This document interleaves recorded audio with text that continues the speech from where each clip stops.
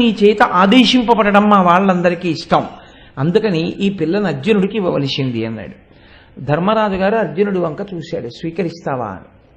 అర్జునుడు అన్నాడు, ఈ కన్నియ కోడలిగా గైకొనియద కాని ఇది తగదుచిత వృత్తిన్, నాకడన అబలమెలగుట లోకము శంకించు నన్ను లోలాత్మునిగన్.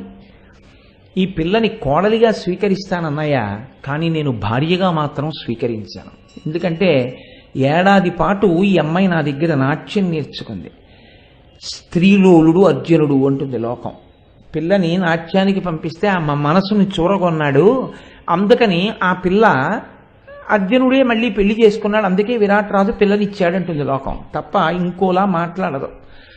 పైగా అన్నయ్య నీకు తెలుసు, నువ్వు సాక్షాత్తు ధర్మరాజువి, ఇది ధర్మం కాదు. గురుస్థానంలో కూర్చున్నటువంటి వ్యక్తి శిష్యస్థానంలో కూర్చున్నటువంటి వారిని వివాహం చేసుకోకూడదు. ఎందుకంటే ఎవరు గురువు దగ్గర శిష్యస్థానంలో కూర్చుంటారో వారు ఆమె తనూజ అంటే కుమార్తెతో సమానం అవుతుంది. కూతురెంతో శిష్యురాలంతే. గురువుగారు అని పిలిస్తే ఆమె తనకి కూతురే అవుతుంది. కాబట్టి నేను ధర్మాన్ని దృష్టిలో పెట్టుకున్నప్పుడు ఈమెని నా భార్యగా స్వీకరించకూడదు, అందుకని నా కోడలిగా స్వీకరిస్తాను. ఆయన ముచ్చట తీరుతున్న ఆత్మావై పుత్రనామాసి, తండ్రికి కొడుక్కి అభేదం, నాతో బంధుత్వం కలుస్తుంది, నేను విరాట్ రాజు వియ్యంకులం అవుతాం తప్ప ఇంకొకలాగా పొసగదు, ఆమెని నా కోడలిగా స్వీకరిస్తాను అంటే. కానీ వాళ్ళ ధర్మ ప్రవృత్తిని మీరు గమనించండి, ఎంత ధార్మికమైనటువంటి దృష్టికోణంతో ఉంటాడో. తాను ఏ స్థానంలో కూర్చున్నాడో ఆ స్థానానికి తగినట్లుగా ఉంటుంది ఆలోచన, అంతేకాని చౌకబారు ఆలోచనలు, ఒక స్థానంలో కూర్చుని ఇంకోలా ఆలోచించడం, అవకాశం వస్తే అందిపుచ్చుకోవడం, ఇలాంటి దిక్కుమాలినటువంటి ఆలోచనలు ఉన్నవాళ్ళు కారు పాండవులు. అందుకే వాళ్ళు లోకం అంతటి చేత గౌరవింపబడ్డారు. ఇది ఇవాల్టి రోజు సమాజం తెలుసుకోవలసినటువంటి విషయం. ఒక గురుస్థానంలో కూర్చున్న వ్యక్తి ఎంత గౌరవింపబడతాడో, తన బిడ్డల్ని ఎలా చూస్తాడో శిష్యుల్ని కూడా అలాగే చూస్తాడు. శిష్యులు కూడా గురువుగారిని చూసేటప్పుడు తండ్రితనాన్నే చూడాలి, కేవలం తండ్రి గారిగానే చూస్తారు. అందులో చూడాలి అని చెప్పక్కర్లేదు, చూస్తారు. గురువు కూడా అలాగే చూస్తాడు. కానీ నేను ఎక్కడ బాధపడుతున్నానంటే, ఈ మాట నేను ఎందుకు ప్రస్తావన చేయవలసి వస్తోందంటే, ఈ మధ్య కాలంలో వినోదం పేరుతో గురువుల్ని శిష్యులు ప్రేమించడం, శిష్యుల్ని గురువులు పెడత్రోవ పట్టించడం లాంటి సిద్ధాంతాల్ని తీసుకొచ్చి పెట్టి గురు శిష్యుల మధ్య ఉండేటటువంటి పవిత్రమైన అనుబంధాన్ని బజారుకి ఇచ్చి అర్ధరహితమైనటువంటి స్థితిని, అయోమయమైనటువంటి స్థితిని కల్పిస్తున్నారు. అటువంటి దానికి, అటువంటి సంస్కృతికి మనం వారసులం కాం.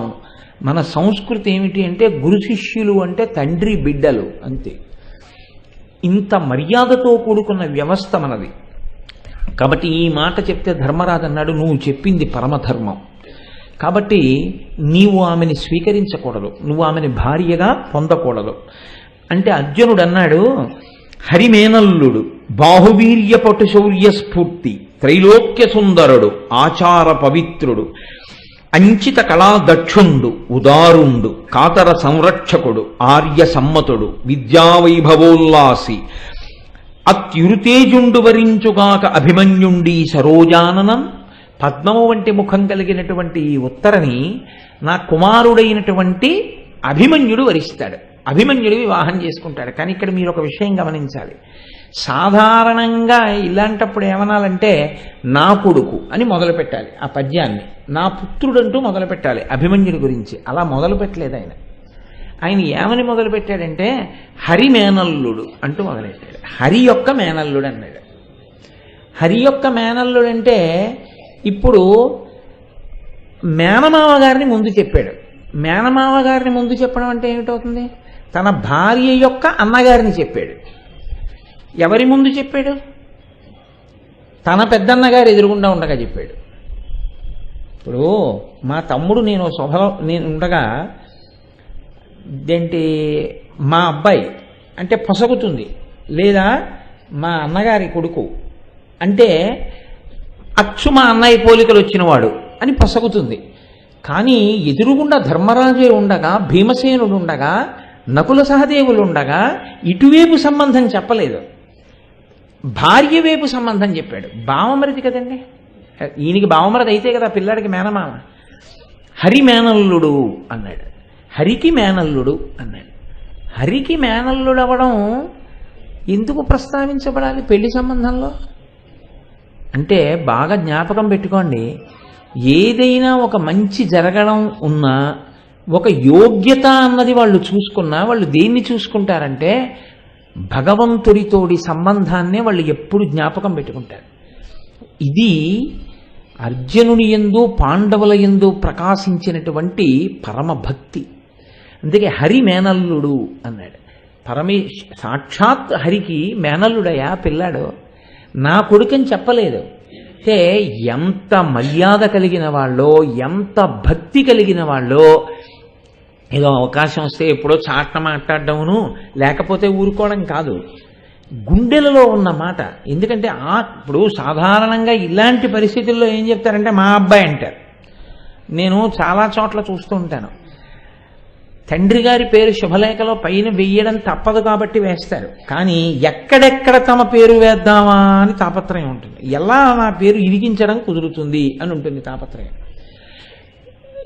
ఇప్పుడు ఇంకా చాలా దారుణాతి దారుణమైన స్థితి వచ్చేసింది అనుకోండి, 10 కార్డులో 15 కార్డులో తల్లిదండ్రుల పేరు మీద ఉంటాయి, మిగిలిన కార్డులన్నీ దిక్కు ముక్కు లేనివాడు, అనాథ, తల్లిదండ్రుల యొక్క సంబంధం లేనివాడు, పెంట కుప్పలో పుట్టి పెరిగిన వాడిలాగా వాడి పెళ్లి వాడే కార్డు వేసుకుంటాడు. I solicit your esteemed presence అని వీడి పిలిచిన వాడి ఎత్తుపీట మీద పెడతాడు. వాడి తల్లి ఎవరో వాడికి తెలియదు, వాడి తండ్రి ఎవరో వాడికి తెలియదు, వాడి పెళ్లి వాడే చేసుకుంటున్నాడు, వాడి అదృష్టం అటువంటిది, అందుని వాడే కార్డు వేసేసుకుంటాడు. దానికి పైన శ్రీరస్తు ఉండదు, శుభమస్తు ఉండదు, అవిఘ్నమస్తు ఉండదు, కింద మంగళం మహత్తు ఉండదు, శ్రీకారం ఉండదు. వాడి పెళ్లి వాడే పెద్ద, దాన్ని ఎవరూ నిర్ణయించలేదు, వాడు అనుకున్నాడు చేసుకున్నాడు, రేపు ఏమైనా చేస్తాడు వదిలేస్తాడు, అడిగే నాథుడు ఉండడు, నువ్వు వెళ్ళి అక్షతలేస్తే నీ కర్మ. ఆ సంస్కృతి మనకు వచ్చా ఎంత దారుణమైన స్థితికి మనకు వచ్చామో చూడండి. అసలు శుభలేఖ అలా వెయ్యవలసిన అవసరం ఏంటి? ఎవరు చెప్పారు అలా వేయమని? ఇది ఎవరు అడగాలి? తల్లిదండ్రులు అడగాలి. నోర్మొయ్, నువ్వే వేసుకోవడం ఏమిటి శుభలేఖ? నువ్వు శుభలేఖ వేసు, నేనేమైపోయినట్టు?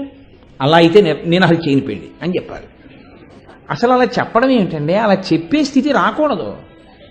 అలా చెప్పే స్థితి వచ్చిందంటే అప్పటి వరకు నువ్వు సరిగా పెంచలేదని గుర్తు కదా. ఖచ్చితంగా తల్లిదండ్రులదే తప్పు. కూతురు చెడుగైన మాత తప్పు, పుత్రుండు చెడుగైన తండ్రి తప్పు, అశ్వంబు చెడుగైన అశ్వారోహకుని తప్పు, సైన్యంబు చెడుగైన రాజు తప్పు. బాధ్యత వహించవలసిందే శాస్త్రంలో. నువ్వు తప్పుకోవడానికి కుదరదు, నీ బాధ్యత నీకు నిర్ణయింపబడిపోయి ఉంది. శాస్త్రం శంసనాత్ శాసనాత్ ఇది శాస్త్రం. నువ్వు తప్పుకుందామంటే కుదిరేది కాదు, అక్కడ వరకు నువ్వు బిగిసిపోయినట్లే. ధర్మమునందు తప్పుకోవడం కుదరదు. కాబట్టి అది రాకుండా నువ్వు పెంచవలసి ఉంటుంది. పెంచడం అనేటటువంటి మాటకు అర్థం శారీరకంగా నువ్వు పెంచక్కర్లేదు, అదే పెరుగుతుంది. అన్నం కాదు పెట్టడం, సంస్కారం నువ్వు పెట్టాలి. నువ్వు పెట్టకపోతే అలా కార్డు వేసుకున్నాడు అనుకోండి, తప్పు నీదే. ఆ కార్డు వేసుకునేంత స్వేచ్ఛ పిల్లాడు పొందడం, పిల్ల పొందడం ఏమిటి? అలాంటి సంస్కృతి లేదు ఇక్కడ, అలా వేయడానికి వీలు లేదు. పెద్దలు చూస్తే ఏమనుకుంటారు, ఇంటి గౌరవం నశించిపోతుందని చెప్పగలగాలి. కాబట్టి ఇది మర్యాద. వాళ్ళు రక్షకుడైన వాణ్ణి స్మరిస్తూ ఉంటారు. ఎప్పుడూ మనని రక్షించేవాడు హరి. ఆ హరి మేనల్లుడు. ఒక శుభకార్యం అనేటప్పటికీ వాళ్ళకి రక్షకుడు జ్ఞాపకానికి వచ్చాడు. మనకి కూడా ఒక మంగళకార్యం జరుగుతుంటే ఎవరు గుర్తు రావాలంటే భగవంతుడు గుర్తు రావాలి. మంగళకార్యం జరగనంతసేపు భగవంతుడు గుర్తొచ్చి, మంగళకార్యం జరగడం మొదలెట్టగానే ముందు ఎవరిని వదిలేస్తామంటే ఈశ్వరుని వదిలేస్తాం మనం. మన పరిస్థితి అలా ఉంటుంది. అది విచిత్రం. అందరికన్నా తేలిగ్గా ఏది వదిలేస్తారో తెలుసా అండి? మొదట ఈశ్వరుణ్ణి, 2 శాస్త్రాన్ని, ఈ 2 వదిలేస్తారు. పెళ్ళి అన్న దాంట్లో తెచ్చిన సంభారములన్నీ తంతుకే పనికొచ్చేటటువంటి స్థితికి మనం దిగిపోయాం ఇవాళ. నిజంగా శాస్త్రానికి పెద్దపీట అన్నది లేదు. అంతా కూడా ఏమిటి అంటే యాంత్రికం. ఎందుకు చేస్తున్నామంటే అదో తంతు, అంతే. ఆ తంతు చేసినట్టుగా చేయడం అంతే తప్ప దాని యందు నిష్ఠతో, దాని యందు మర్యాదతో చేయగలిగిన స్థితిని కోల్పోయాం. పెళ్లి ప్రారంభమే ఎలా ఉంటుందో చూడండి. అసలు ఆయన మొదట చెప్తూ హరిమేనల్లుడు అన్నాడు.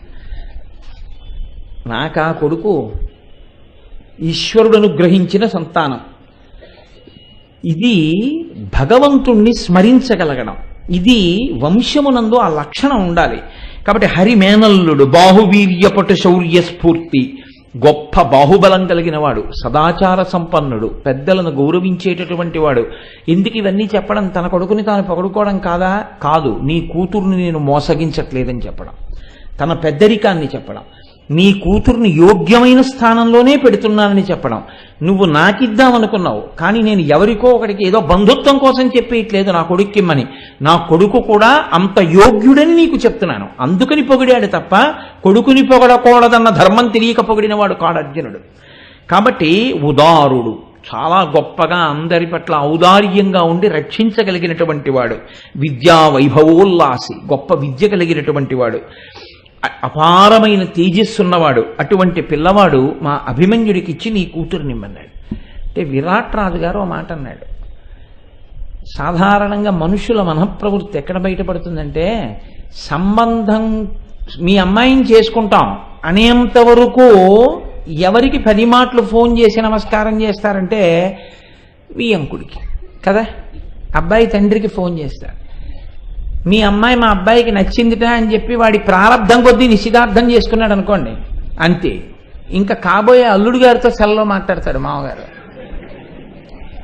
తప్పించి అసలు వియ్యంకుడితో మాట్లాడడం, మర్యాద వియ్యంకుడికి ఇవ్వడం, ఆయన ద్వారా చెప్పించడం ఇవేమి ఉండవు. సరే పిల్ల ఎప్పుడో మొదలెట్టేస్తుంది అనుకోండి, అది వేరే విషయం. పెళ్లి చూపుల్లోనే గదిలోకి పోయి మాట్లాడుకోవడంతో మొదలెడతారు. ఆ తర్వాత ఇంకా వీళ్ళందరూ ఆ పిల్లే చెప్తుంది, ఆయనకి నాన్నగారంటే డ్రెస్ కొనుక్కోవడానికి వస్తాడని ఆ పిల్లే చెప్పేస్తుంది. వీళ్ళ ప్రారంధం, వీళ్ళు చేసే అదో నామమాత్రపు పెద్దరికాలు. కాబట్టి అలా కాకుండా ఉండడం అంటే నిజమైన పెద్దరికాలు నిలబడ్డాం. కాబట్టి ఇప్పుడు విరాట్ రాజు గారు అన్నాడు, అబ్బా అయితే అభిమన్యుడితో మా అమ్మాయికి సంబంధం కుదరడం అంటే మా అదృష్టం అండి, ఎంత మంచి అల్లుడు వచ్చాడని లేదు, ఎంత మంచి అల్లుడు వచ్చాడండి అంటే అర్జునుడు చేసుకోనన్నాడు కాబట్టి అభిమన్యుడు దొరికాడు కాబట్టి గాలికి పోయాడు అంతే అర్జునుడు. ఇంకా అలా అని లేదు, ఎంత గొప్పగా మాట్లాడాడో చూడండి. నేను అది అన్నది, పెళ్లి సంబంధం అంటే తిక్కన గారు ఏం చేతకాకిన్ని పద్యాలు రాయలేదు. ఎందుకు వచ్చింది? ఉత్తరాభిమన్యుల వివాహం అయిపోయినది అనో వాక్యం రాసి గజ్జె వదిలిపెట్టేసి ఆయన మనం ఎలా బతకాలో మనకి నేర్పడం కోసం అని వచ్చింది ఇతిహాసం. అక్కడ జరగనిది చెప్పట్లేదు, జరిగినది చెప్తున్నారు. ఇతిహాసం అది అలాగే జరిగింది, అలాగే మాట్లాడారు. నువ్వు అలాగే మాట్లాడడం నేర్చుకోవాలి, అందుకు చెప్తున్నారు. ఒక విడిదిస్తే విడిదికి గౌరవం ఎందుకు ఇస్తారండి? పెళ్లి కొడుకున్నారని ఇవ్వరు విడిది. పిల్లకి కాబోయే మామగారు అక్కడికి వచ్చి ఉన్నాడు కాబట్టి విడిది గౌరవం దేనివల్ల అంటే పెళ్లి కొడుకు వల్ల కాదు. బాగా జ్ఞాపకం పెట్టుకోండి.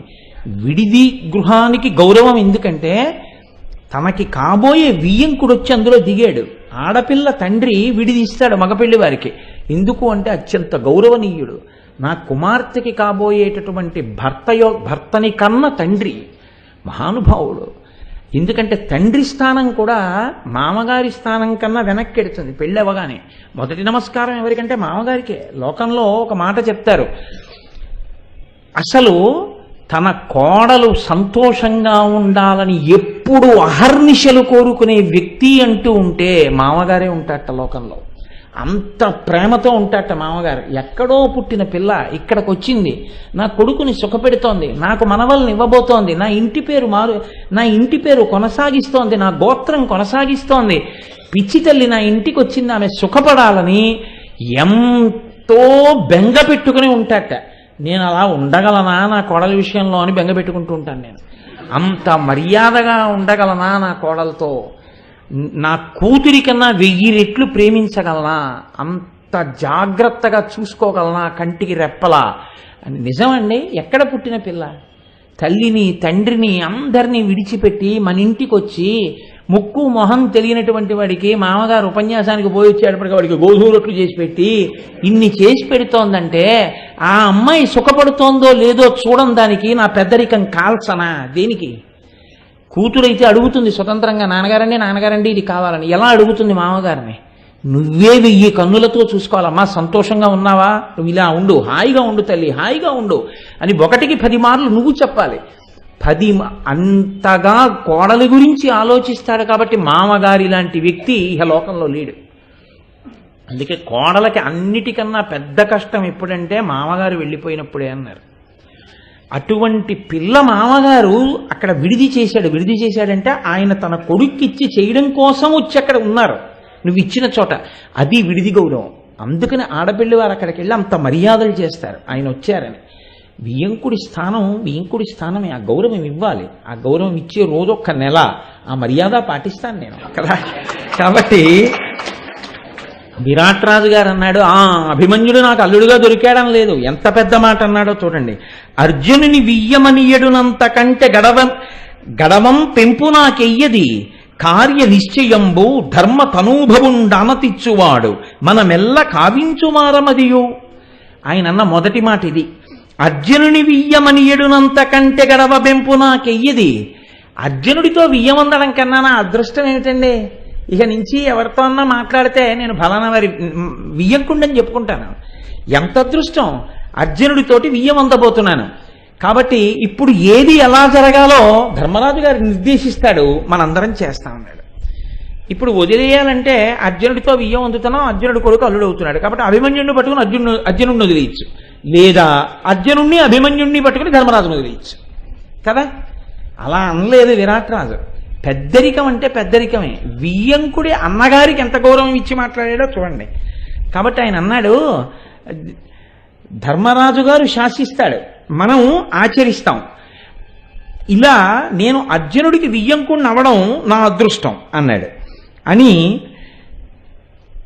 సంతోషంగా ఉన్నారు, అంగీకరించారు. ఇక నుంచి మీరు ఎలా చెప్తే అలా చేస్తామన్నారు. ఉపప్లావ్యము అని విరాట నగరానికి చాలా దగ్గరలో ఉన్నటువంటి ఒక చిన్న ఊరు. ఆ ఊళ్ళో కావలసినటువంటి సమస్త సౌకర్యాలు ఉన్నాయి. పాండవులకి విడిది ఇచ్చేశాడు వెంటనే. ఎందుకని అంటే అక్కడ ఉపప్లావ్యం నుంచే యుద్ధానికి కావలసినటువంటి వ్యూహ నిర్మాణం కూడా జరిగింది. పాండవుల్ని విడిది చేర్చాడు. అంటే తన ఇంటనే ఉంచుకోవచ్చు, కానీ తన ఇంట ఉంచుకోవడం వేరు, మర్యాదా స్థానం వాళ్ళకి ఇవ్వడం వేరు. వాళ్ళు అక్కడి నుంచి పెళ్లికి రావాలి. అందుకని విడిది గృహంగా ఉపప్లావ్యం అనేటటువంటి ఊరు ఇచ్చాడు. అక్కడ ధర్మరాజాదులందరూ విడిది చేశారు. ఇప్పుడు ఉపప్లావ్యం ధర్మరాజు చేరాడు అని తెలుసుకోగానే కడుపు మండిపోయి నిద్ర పట్టక అన్నం తినక తల్లడిల్లిపోతున్నవాడు ఉన్నాడు. ఎవరైనా? దుర్యోధనుడు. ఆయన బాధ ఏమిటంటే ఓడిపోయాడు, అజ్ఞాతవాసం అయిపోయింది, అరణ్యవాసం అయిపోయింది, పైగా పెళ్లివారైపోయారు. వాళ్ళు చక్కగా సంతోషంగా ఉన్నారు, శుభలేఖలు వేసుకుంటున్నారు, శుభలేఖలు రాసుకుంటున్నారు, వాళ్ళింటికి వీళ్ళింటికి పిలుపులకు వెళ్ళిపోతున్నారు. వాళ్ళకు విడిది నగరం ఇచ్చేశారు, సుఖంగా సంతోషంగా ఉన్నారు. తాను ఒకటి అనుకున్నాడు, వాళ్ళకి ఒకటి జరిగింది. ధర్మం పట్టుకున్నవాడు ధర్మమే, అధర్మం పట్టుకున్నవాడు అధర్మమే. అధర్మం పట్టుకున్నవాడికి ఏడుపు కాబట్టి నవ్వు ఇక్కడి నుంచి వస్తుంది. కాబట్టి ఇప్పుడు ఆయనకి కడుపు మండిపోయింది. కడుపు మండిపోయి భీష్మాదులకు చెప్పలేదు. చెప్పకుండా ఆయన అనుమానం ఏమిటంటే భీష్ముడు పక్షపాతంతో వెనకేసుకొచ్చాడు, అజ్ఞాతవాసం అవ్వలేదు, నేను రచించిన వ్యూహమే నెగ్గింది అని. ఆయన ఏమంటారంటే ఎంతసేపు ఆవుల కోసం మనం వెళ్ళడం వల్ల అర్జునుడు బయటికి వచ్చాడు. తప్పంతా ఎక్కడ జరిగిందంటే యుద్ధం చేయడంలో వచ్చింది. యుద్ధం ఎందుకు చేశామంటే ద్రోణుడు వ్యూహం రచించి వెళ్ళిపోమన్నా వెళ్ళిపోకుండా అక్కడే ఉన్నాడు, భీష్ముడు అక్కడే ఉన్నాడు. వీళ్ళందరూ అర్జునుడిని నిలదీసి నువ్వు బయటకు వచ్చేసావు కాబట్టి అజ్ఞాతవాసం భంగం అయిపోయింది అని ఉండుంటే మన పరిస్థితి వేరుగా ఉండేది. వీళ్ళు అలా అండం మానేసి అజ్ఞాతవాసం అయిపోయింది కరెక్టేను, ఎందుకంటే 2 ఏళ్లకోసారి అధిక మాసాలు వస్తాయి, అధిక మాసాలతో కలుపుకుంటే సరిపోయింది అజ్ఞాతవాసం అరణ్యవాసం అన్నారు. వీళ్ళు వెనకేసుకొచ్చారు, నన్ను తప్పు త్రోవ పట్టించారు. ఇప్పుడు ఎలా మరి పట్టుకోవడం? ఎలాగో అలా మళ్ళీ వాళ్ళని అరణ్యవాసం అజ్ఞాతవాసానికే పంపించేయాలి. ఈ అక్కసుతో ఆయన నమ్మకం ఏమిటంటే ప్రాణం పోయినా ధర్మరాజు అబద్ధం అంటాం. కాబట్టి ధర్మరాజు గారి దగ్గరికి ఒక దూతని పంపించాడు. నీ తమ్ముడు తొందరపడి బయటికి వచ్చేశాడు, ముందే బయటికి వచ్చాడు కాబట్టి నియమభంగం అయిపోయింది, కాబట్టి మీరు మళ్ళీ అరణ్యవాసం అజ్ఞాతవాసం చెయ్యాలి అని ఆ దూతతో కబురు చేశాడు ఉపప్లావ్యానికి. ఆయన వెళ్ళి ధర్మరాజుతో అన్నాడు, వాలి అజ్ఞాతవాస సంవత్సరంబు నిండకుండంగమున్న పార్థుండు బయలు మెరసి సమయంబు తప్పే నీ విరిగి దీనికేగి తగు నది సేయుము మిదిమీష. నీ తమ్ముడు తొందరబడి ఏడాది కాకుండా బయటికి వచ్చి కనపడ్డాడు కాబట్టి ఇప్పుడు అజ్ఞాతవాసం భంగమైంది కాబట్టి ఏది ధర్మమో అది నువ్వు చెయ్యి అన్నాడు. అంటే ధర్మరాజు అన్నాడు, నిండె సమయాబ్దములు ఇంకొండనలేదు. ఇప్పుడు చని సుయోధనుతో భీష్ముండును గురుడును వినగా ఇండెననుము నిండే నిక్కంబునకు. ఆయన అన్నాడు, ధర్మరాజు అంటే ఎంత దూరదృష్టితో ఉంటాడో చూడండి. దూత వచ్చి ఈ ప్రశ్న వేశాడు, నిన్ను అడగమన్నాడు దుర్యోధనుడని. ఆయన అన్నాడు, కాలం పూర్తయింది, 13 సంవత్సరములు మేము అజ్ఞాతవాసం అరణ్యవాసం పూర్తి చేశాం. ఈ మాట నువ్వు వెళ్ళి దుర్యోధనుడితో చెప్పు. కానీ ఎప్పుడు చెప్తావో తెలుసా? భీష్ముడు ద్రోణుడు పక్కనుండగా చెప్పని చెప్పాడు. గడ్డెడతారు. అంటే మేము చెప్పినా నమ్మకుండా కబురు చేశావా అని అడగరు. అందుకని భీష్మద్రోణులు చెప్పినా వినకుండా వాళ్ళకి తెలియకుండా నాకు కబురు చేసి ఉంటాడు అన్నది పసిగట్టేశాడు ధర్మరాజు గారు. ఆయన ఏం విర్రేడు కాదండి ధర్మరాజు అంటే. కాబట్టి ఇప్పుడు దూతకి ఈ మాట చెప్పి నిండెననుము నిండే నిక్కంబుగా, ఖచ్చితంగా చెప్తున్నాను, నిండింది, పూర్తి చేశాం 3 మాటలు అంటే సత్యం ఏదైనా. కాబట్టి మేము 13 ఏళ్ళు పూర్తి చేశాం అని చెప్పాడు. సరే, ఆ దూత వెళ్ళిపోయాడు. దుర్యోధనుడికి చెప్పాడు, అలోమని ఏడ్చాడు. ఆయనకు ఉన్న బాధ ఏమిటంటే ధర్మరాజు ఓ అంటే చాలు. భీష్మద్రోణాదులు కూడా ధర్మరాజు అంటే ఇంకేం కాదనలేరు. ధర్మజుడు కూడా అంగీకరించలేదు. అబద్ధాలు ఆడేవాడు కాదు, సత్యం మాట్లాడతాడు. ఇప్పుడు ధర్మరాజు అన్నాడంటే కాదనగలిగిన మునగాడు ఉండడు. కాబట్టి ఇప్పుడు వాళ్ళు సంతోషపడుతుంటే బాధపడడం వినా తనకి మార్గం లేదు, అందుకుని బాధపడుతున్నాడు. ఈలోగా విరాట్ రాజు గారు పెళ్లి పనులు ప్రారంభం చేశారు. ఇక్కడ మీరు ఒక విషయాన్ని జ్ఞాపకం పెట్టుకోవాల్సి ఉంటుంది. పెళ్లి పనులు మొదలు పెట్టడం అనేటటువంటి దాని వెనక ఒక సంస్కారం ఒకటి ఉంటుంది. పెళ్లి పనులు మొదలు పెట్టడము అంటే గబగబా వెళ్ళి ఏదో వెన్యూ బుక్ చేసేసుకోవడం, ఆ తర్వాత వెళ్ళిపోయి బట్టలు కొనేసుకోవడం, ఆ తర్వాత వెళ్ళిపోయి ఓ వస్తువులు కొనేసుకోవడం, ఆ తర్వాత వెళ్ళిపోయి ఏదో మట్టి మన్ను తెచ్చేసుకుంటూ ఉండడం, అలాంటి పిచ్చి పనులు అన్నీ కావు. పెళ్లి పనులు మొదలెట్టడము అంటే సంస్కారవంతముగా మీరు కొన్ని విషయములను తెలుసుకునుట. అసలు అది తెలుసుకోకుండా మొదలుపెట్టినవి పెళ్లి పనులు కానీ కావు. ఎందుకో తెలుసా? మీరేం చేయబోతున్నారు? వివాహం చేయబోతున్నారు. వివాహము అన్న మాటకు అర్థం ఏమిటి అంటే విశిష్టో వాహో వివాహ అని అర్థం. వి అంటే విశిష్టం, వాహము అంటే పొందుట, విశిష్టమైన దానిని పొందుట. విశిష్టమైన దానిని పొందుట అంటే ఏమిటి? విశిష్టమైంది లోకంలో చాలా గొప్పది ఇది భగవంతుడు. ఆ భగవంతుణ్ణి పొందడం కోసమని ఒక వ్యక్తికి మీ కూతుర్ని ధర్మపత్నిగా ఇవ్వబోతున్నారు. అసలు ఆ వంశంలో లక్షణం ఉందా? అసలు భగవంతుడి గురించి ఆలోచించే లక్షణం ఆ వంశానికి ఉందా? కృతజ్ఞులేనా వాళ్ళు? వాళ్ళ ఇంట్లో అలా ఆలోచన చేయగలిగినటువంటి లక్షణం ఉన్నవాళ్లేనా? అసలు నీ కూతురుగా సంస్కారం ఉందా? ఈశ్వరుడు గురించి ఎప్పుడైనా ఆలోచించడమో నమస్కారం పెట్టడం ఈ అమ్మాయికి ఉందా? ఈ అమ్మాయి ఆయన పక్కన చేరి ఆయనకి ఉన్న భక్తి కూడా నాశనం చేసేస్తుందా? ఈ అమ్మాయి వెళ్ళి ఆయన ఐశ్వర్యాన్ని పెంచేటట్టు ఏమైనా ఈశ్వరుణ్ణి ప్రార్థన చేస్తుందా? అసలు నువ్వు ఇది ఆలోచిస్తే వివాహం. అది కాకుండా పిల్లకి వయసు వచ్చిందని సంబంధం వెతకడం వివాహం అన్న మాటకి నీకు అర్థమే తెలియకపోవడం. పెళ్లి పనులు మొదలు పెట్టడము అన్న మాటకు అర్థం ఏంటంటే అసలు నీకు వివాహం అన్న మాట అర్థమవుట. అందుకే దేనితో ప్రారంభం అంటే నమస్కారం పెట్టి మొదలు పెడతాం. వెళ్ళి అయ్యా మా అమ్మాయిని మీరు చేసుకోవాలంటే ఇలా ఎందుకంటారో తెలుసా అండి? అన్ని వేళలా నమస్కారానికి ఒకటే అర్థమని మీరు అనుకోకండి.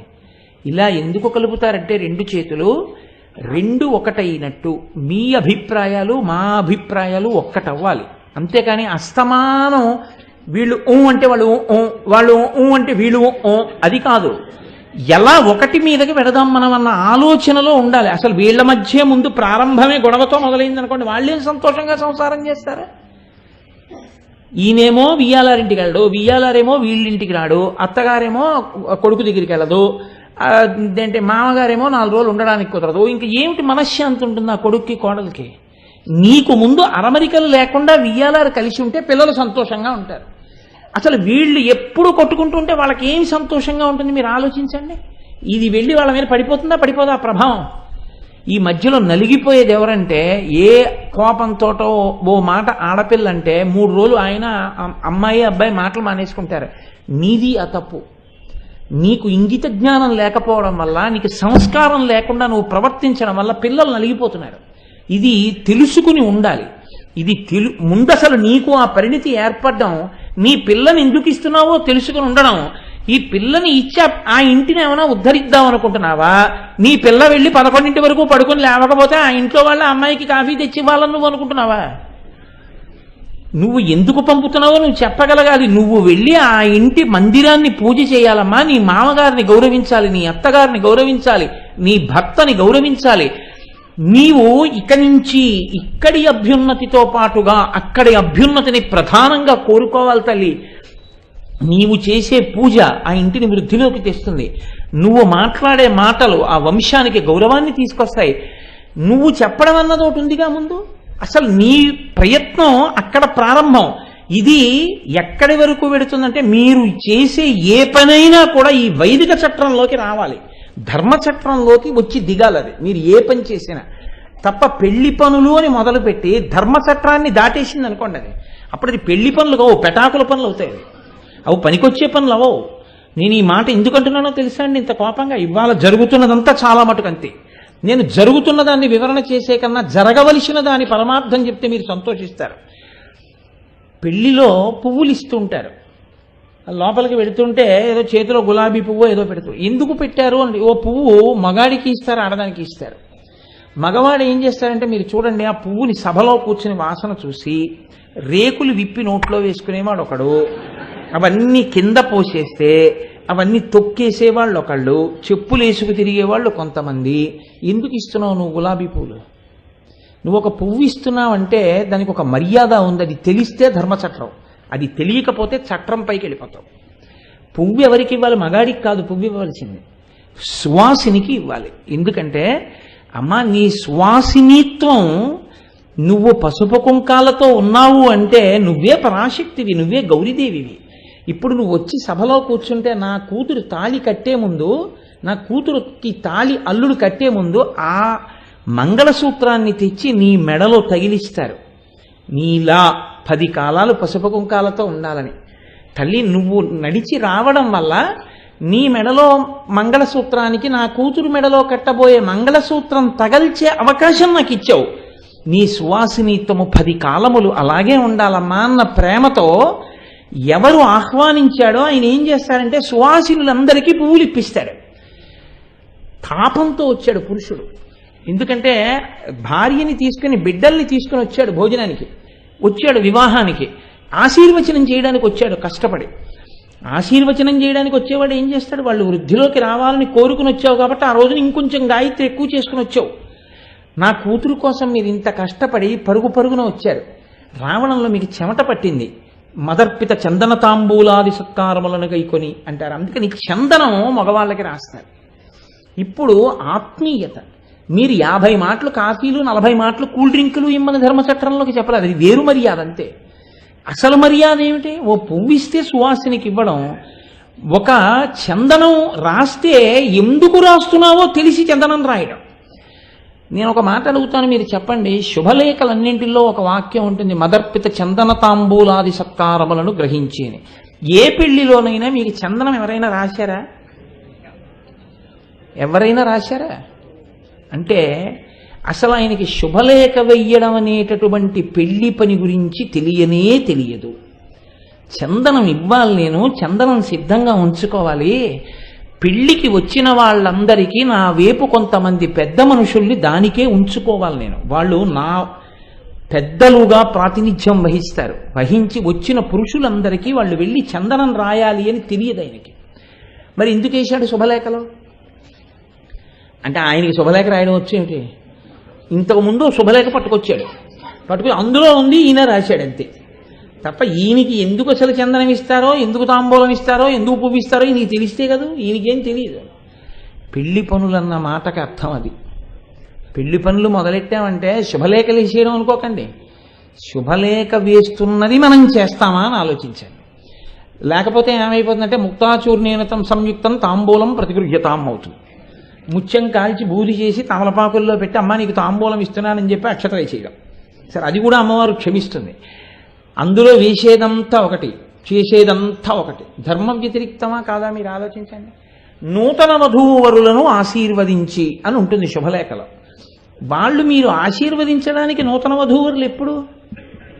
నీ కన్యాదానం చేస్తేను, నే కన్యాదానం చేస్తే వాళ్ళు నూతన వధూవరులు ఒక పీట మీద కూర్చుంటారు. అప్పుడు అందరూ వచ్చి అక్షతలు వేస్తారు. ముందు రోజు రాత్రి భోజనానికి పిలిస్తే అందరినీ మీరెవరికి వేస్తారు అక్షతలు? తెల్లవారుజామునేమో కన్యాదానం చేయాలి, సుముహూర్తం కాబట్టి కన్యాదానం జరగలేదు. ఆ అమ్మాయి అబ్బాయి ఒకటి కాలేదు వైదికంగా, అయినా వాళ్ళిద్దరూ 2 కుర్చీల్లో కూర్చున్నారు. కర్ణుడు సహజ కవచ కుండలాలతో పుట్టినట్టు వాడు బోట్లతోనే పుట్టినట్టు బోట్లతో కూర్చుంటాడు. వాడు లేవడు, నమస్కారం చేయడు. వాడు నీకు ఇచ్చే మర్యాద ఏమిటంటే నువ్వు ఆశీర్వచనం చేస్తే వెనక నించోబెట్టుకుని నీతో ఫోటో తీయించుకుంటాడు అంతే. చాలా నీ అదృష్టం, నీతో ఫోటో తీయించుకున్నానని చెప్తాడు. నువ్వు అక్షతలు ఎలా వేయాలో వీడియోగ్రాఫర్ చెప్తాడు నీకు. నువ్వు వెళ్ళి నీ భార్యని ఎడం పక్క పెట్టుకుని అక్షతలు ఇస్తే ఆయన ఒప్పుకోడు. అలా వెళ్ళండి అంటాడు. ఎందుకంటే ఏదో పెరట్లోకి వెళ్ళండి అంటారే అలా, ఆయన ఇలా వెళ్ళండి అంటాడు. అంటే అలా వెళ్ళి అక్షతలు వేయాలి. అలా వెయ్యొచ్చా అవి కూడా అనవసరం, వీడియోలో బాగా పడాలంతే. నూతన వధూవరులకు అక్షతలు వేస్తున్నామండి మనం. ముందు రోజు రాత్రి వెళ్ళి భోజనం చేసి వెళ్ళిపోతున్నాం, అన్నం లేక. అందుక పిలిచింది. అక్షతలు వేస్తే వాళ్ళ అభ్యున్నతి కలుగుతుంది అని నువ్వు కోరుకున్న వాడివైతే కన్యాదానం చేశాక భోజనం పెట్టవయా? ఏమిటి కొంపలడిపోయాయి? రాత్రి 11ంటికి ముహూర్తం, మర్నాడు పెట్టి భోజనం చక్కగా అందరికీ అప్పుడు చేస్తారు. అయ్యో 11వ తారీఖు రాత్రి తప్ప వాళ్ళకి జీవితంలో ఆకలేదండి అని చెప్పారంటే ఎవరన్నా? మర్నాడు ఆకలేస్తుందిగా, చక్కగా 12వ తారీఖుని పెట్టి భోజనం. అంటే నా ఉద్దేశం అన్ని 11, 12 కాదు, నేను ఒకటి దృష్టిలో పెట్టుకున్నాను అంతే తప్ప. ఇది శుభలేఖలో ఉన్నదానికి కట్టుబడి కార్యక్రమాన్ని రూపకల్పన చేయడం. శుభలేఖ ఒకటి, కార్యక్రమం ఒకటి. ఏమిటి పెళ్లి పనులు? అవి పెళ్లి పనులు, అవి అఘాయిత్య పనులు కదండి. ఇది పెళ్లి పనులు మొదలెట్టడం అన్న మాటని, వైదిక సంస్కృతిని ఎంత పట్టుకుని నడిపించాడో చెప్తున్నారు తిక్కన గారు. అందుకే ఎప్పుడు ఏం చెప్తారంటే, విరాట్ రాజు గారు బ్రాహ్మణులతోటి, వైదిక నిష్ట కలిగిన వారితోటి, జ్యోతిష్కులతోటి సంప్రదిస్తూనే ఉన్నాడు అన్నారు. అంటే ఇది ఇలా చేస్తే ధర్మచట్టంలోకి వస్తోందా, ఇలా చేస్తే అది వివాహ క్రతువులోకి వస్తోందా చూశాడు తప్ప, ఏదో చేస్తున్నాను తప్ప అసలు అది వివాహ క్రతువులో లేనివన్నీ చేసి చెయ్యవలసినవన్నీ వదిలేస్తే అది వివాహం ఎలా అయింది? అని నువ్వు అనుకుంటున్నావు అంతే అయిందని, కానీ నువ్వు చేసింది మాత్రం అలా అవదు, తప్పే అవుతుంది ఖచ్చితంగా. కాబట్టి ఇది పట్టుకుని పెళ్లి పనులు మొదలు పెట్టాడు ఆయన లోపల. కాబట్టి ఇప్పుడు ఆయన ఏం చేశాడు అంటే, కలువడములు మణితోరణములు కట్టిరి, క్రముక కాండ మోచా స్తంభంబులు నాటిరి, కుంకుమమున కలయ నలికి మృగ్గులిడిరి కర్పూరమునన్. ఎంత అందమైన సంస్కృతి అండి వైదిక సంస్కృతి, భారతీయ సంస్కృతి, సనాతన ధర్మంలో. అరటి స్తంభాలని కట్టారట అన్ని చోట్ల. తొందరగా వాడిపోనటువంటివి ఏవి ఉంటాయో అవి కట్టాలి, మంగళప్రదాలు కాబట్టి. వాటితో పాటుగా పోక స్తంభములను కట్టారట. పోక చెట్లు ఉంటాయా, పోక స్తంభాలు కట్టి కలువ పూలతో దండలు కట్టారట పెళ్లి మంటపం అంతా. దీని మీద అక్కడక్కడ మహారాజు కాబట్టి మణిహారాలను అలంకారం చేశారట. ఇప్పుడు కుంకుమ కలిపినటువంటి నీళ్ళని చల్లారట. ఎక్కడ వివాహం జరుగుతుందో ఆ మంటపాన్నంతటినీ చందనం అలిదారట. మనమైతే ఏదో ఫ్రేమ్ ఒకటి పెట్టిస్తారు అంతే, ఇంకేం ఉండదు. ఆ తర్వాత ఎవరో వచ్చి తుడుస్తారేమో, నాకేం తెలియదు అనుకోండి. అది తుడుస్తారో తుడవరో కూడా నాకు తెలియదు. ఓ పీట, దాని మీద కూర్చుంటాడు వాడో పెద్ద కోట్ వేసుకొస్తాడు. సరే, అదంతా అల్లరి. కాబట్టి అసలు నిజంగా అక్కడ శుద్ధి చేసి చక్కగా అక్కడ చందనంతో అలికారు, మంగళద్రవ్యం కాబట్టి. ఇవి పెద్ద విషయాలేం కావండి. అందుకే తిక్కన గారు ఏమన్నారో తెలుసా అండి, వివాహం అంత బాగా జరగడానికి కారణం అక్కడున్న సువాసినులు అన్నారు. అక్కడ పిల్లాడు పిల్ల నిశ్చితార్థం చేసుకుంటే, రే ఇద్దరు సినిమాకి వెళ్ళండి రా అని ముసల్ది చెప్తే ఎందుకు వచ్చిన దిక్కుమాలిన ముసల్తనం?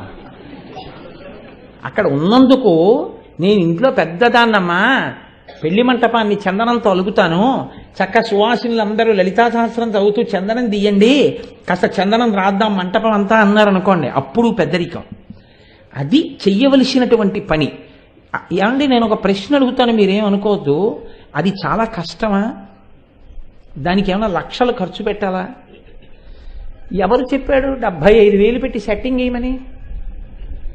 నలుగురు ఆడవాళ్ళని పిలిచి, అమ్మ మా అమ్మాయి పెళ్ళి, చందనం తీయండి అమ్మా, కొంచెం అక్కడ ఆ మంటపంలో రాస్తామంటే సంతోషంగా చందనం తీయరు. ఏది చెయ్యాలో అది వదిలేస్తున్నాం, ఏది అక్కర్లేదో అది తీసుకెళ్ళి మనం ఏర్పాట్లు చేస్తున్నాం. అవునా కాదా? నేను ఎందుకు చెప్తున్నానంటే నాకు దీనివల్ల ఒక ప్రయోజనం ఉంది. మాకేమైనా పని చెప్పండి, మాకేమైనా పని చెప్పండి అంటున్న వాళ్ళందరూ ఏ పనులు చేయాలో నిర్ణయం చేసేసుకోవచ్చు కాబట్టి అరటి స్తంభాలు నాటారు, పోక చెట్లు పెట్టారు, మణిహారములు పెట్టారంటే ఇవన్నీ పెట్టమని కాదు, కలువదండలు కట్టారు. కట్టిన తరువాత చక్కగా ప్రారంభం చేశారు. ఇంట్లో ఉన్నటువంటి అంటే ఇప్పుడైతే వెల్లలు వేయుట అంటామేమో, ఇంటినంతటినీ శుభ్రం చేసుకున్నాడు. మణిదీపాలన్నిటినీ కూడా తుడిపించి బాగా వెలిగేటట్టుగా చేసుకున్నట్ట. అంటే ట్యూబ్ లైట్ దుమ్ము పడితే తుడిచేస్తే కదండి బాగా లైటింగ్ వస్తుంది. ఇప్పట్లో అయితే అది, అప్పట్లో అయితే అది. కాబట్టి తన ఇల్లు ముందు పెళ్లివారి ఇంటిగా ముస్తాబు చేసుకున్నాడు. మామిడి తోరణాలు పందిళ్ళన్నీ కట్టించాడు. కట్టించి ఇప్పుడు లగ్నపత్రిక పట్టుకుని ధర్మరాజు గారి దగ్గరికి వెళ్ళాడు. ఉపప్లావ్యం, అయా ఫలానాది సుముహూర్తం, మీరు పెద్దలు కాబట్టి మీరు చక్కగా ఆ సమయానికి మీ తమ్ముళ్లతో, పెళ్లి కొడుకుతో, మీ పరివారంతో మీరు బయలుదేరి రావాలని చెప్పాడు. ఈలోగా ఉపప్లావ్యానికి కృష్ణ పరమాత్మ వచ్చారు. ఆయనతో పాటుగా సుభద్ర వచ్చింది, అభిమన్యుడు వచ్చాడు. పెళ్లి కొడుక్కి పెళ్లి కబురు చెప్పారు. అక్కడి నుంచి పాంచాల దేశపు రాజులు వచ్చారు. కృష్ణ పరమాత్మతో పాటుగా సాత్యకి, బలరాముడు మొదలైన వాళ్ళు, ధర్మరాజు గారి సారథి ఇంద్రసేనుడు మొదలైన వాళ్ళందరూ వచ్చారు. అందరికీ పెళ్లి వార్త తెలిసింది. ధర్మరాజు గారు లగ్నపత్రికలు పంపించాడు, విరాట్ రాజు గారు ధర్మరాజు గారికి పంపించాడు. రావలసినటువంటి సమయం ఆసన్నమైంది. పిలిచాడు పెళ్లివారిని, రండి, తరలి రండి, సుముహూర్తంకి ముందుగానే మనం ప్రశాంతంగా పెళ్లి పీటల మీద కూర్చోవడానికి వీలుగా రండి అని పిలిచాడు. విడిది నుంచి బయలుదేరేటప్పుడు ముహూర్తం ఎన్నింటికి? 8:30. అయితే 8:20కి బయలుదేరితే చాలదా అనకూడదు. ఎందుకు అలా అనకూడదో తెలుసా అండి? కేవలం మంగళసూత్రం కట్టించేసుకోవడం, కేవలం జీలకర్ర బెల్లం పెట్టించేసుకోవడం కూడా అవసరం రాకూడదు. దానికి ముందు కొంత క్రతువు ఉంటుంది. దాని ముందు జరగవలసినటువంటి క్రతువు అందంగా జరగాలి అంటే పెళ్లి కొడుకు రావాలి వేళకి. దీనికి బాధ్యులు ఎవరు పెద్దరికమో వాళ్ళది. కాబట్టి ధర్మరాజు గారికి చెప్పాడు తీసుకురమ్మని. ఇప్పుడు నేను చాలా పెళ్లిళ్లలో చూస్తుంటాను, 8:32 ముహూర్తం అంటారు. 8:10 అవుతుంది, 8:15 అవుతుంది, 8:20 అవుతుంది. వాడు ఏం చేస్తున్నాడంటే కోటు గుండీలు ఎట్టుకుంటున్నాడు అంటారు. వాడు 8:29కి వస్తాడు. వస్తూనే పెద్ద పెడపెడార్భటుల ధనులు. నేను ఒక పెళ్లి చూసి ఆశ్చర్యపోయానండి. ఓ రోజున నా కర్మ కొద్దిగా దొరుకుతాయో ఏమిటో నాకు. అదేంటి ఏదో ఓ పెళ్లి మంటపం ముందు నుంచి వెళ్ళిపోతున్నాను. ఎందుకో వెళ్ళిపోతుంటే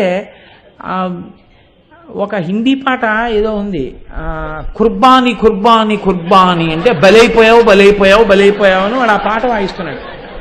పాట వాయిస్తుంటే ఆశ్చర్యం ఏంటంటే ఈ పెళ్లి కొడుకు మంగళసూత్రం కడుతున్నాడు. కడుతుంటే బయట 2 పావులు వెలిగించేశారు. అవి ఇలా బుసలు కొట్టి పేలుతున్నాయి. అది అక్కడ పరిస్థితి. అప్పుడు వాడు తాళి కడుతున్నాడు. వీడు కుర్బానీ కుర్బానీ కుర్బానీ అని వాయిస్తున్నాడు.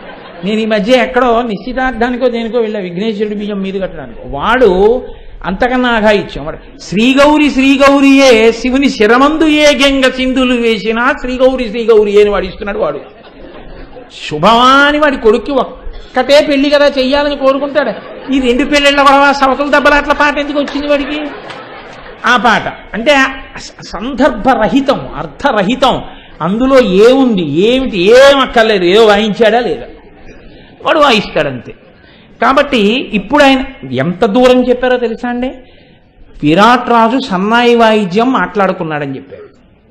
నేను అబద్ధాలు చెప్పాను అనుకుంటే మీరు భారతం చదవండి. నేను ఇంకా కొనసాగించలేక ఏదో పూర్తి చేస్తున్నాను కానీ నిజంగా ఏమీ అద్భుత రచన అండి తిక్కన గారిది. ఎందుకు సన్నాయి మాత్రమే పెట్టుకున్నాడని చెప్పారో తెలుసా? ఏవో 50 మంది కూర్చుని మిలిటరీ వాళ్ళలా కొట్టే బ్యాండ్లు పెట్టుకోలేక కాదు ఆయన. ఆయన ఎందుకు పెట్టుకున్నాడంటే నాదస్వరం వచ్చిన వాళ్ళకి రాగతాళములు తెలుస్తాయి. వాళ్ళు సాధారణంగా దేవాలయంలో ఈశ్వరుడి ముందు మ్రోగిస్తారు. నాదస్వరం అనేటటువంటిది ఈశ్వరుడి ముందు వాయిస్తారు దేవాలయంలో. వాయించినప్పుడు వాళ్ళ కంఠం, వాళ్ళ ఊపిరి ఈశ్వర సేవకి అంకితమైంది. వాళ్ళకి భగవంతునికి సంబంధించిన కృతులు, కీర్తనలు అలవాటు పడి ఉంటాయి.